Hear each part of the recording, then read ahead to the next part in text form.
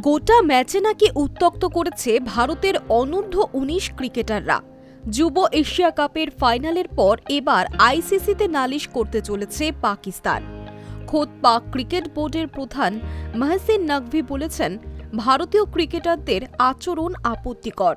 বড়দের এশিয়া কাপে তিনবার সূর্যকুমারদের কাছে হেরেছে পাকিস্তান। তাদের সেই জ্বালা যেন কিছুটা মিটেছে সংযুক্ত আরব আমিরশাহিতে বৈভব সূর্যবংশীদের হারিয়ে।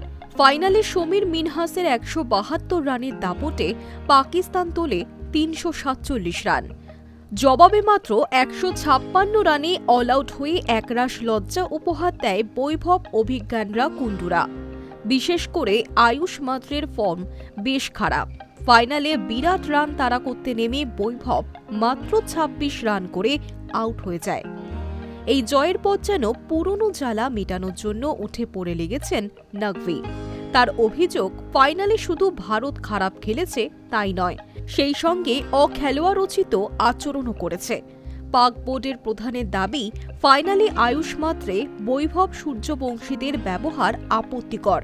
তারা বরাবর উত্ত্যক্ত করছিল পাকিস্তানের ক্রিকেটারদের। এমনকি বৈভব আয়ুষ মাত্রেরা মারমুখী হয়ে তেড়ে এসেছিলেন বলেও অভিযোগ পাক দলের। পাকিস্তান দলের মেন্টর সরফরাজ আহমেদ দাবি করেছেন, ভারতের আচরণ একেবারেই ভালো ছিল না। ক্রিকেট মাঠে তাদের আচরণ অনৈতিক, কিন্তু আমরা স্পোর্টসম্যানশিপ নিয়েই জয় সেলিব্রেট করেছি। আমরা সেটাকেই প্রাধান্য দিই, ভারত সেটা করে না।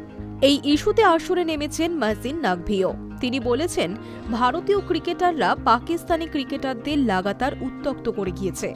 আমরা এটা নিয়ে সরকারিভাবে আইসিসিতে অভিযোগ জানাব। নকভির বক্তব্য, খেলা আর রাজনীতিকে সবসময় আলাদা রাখা উচিত। Hi news network.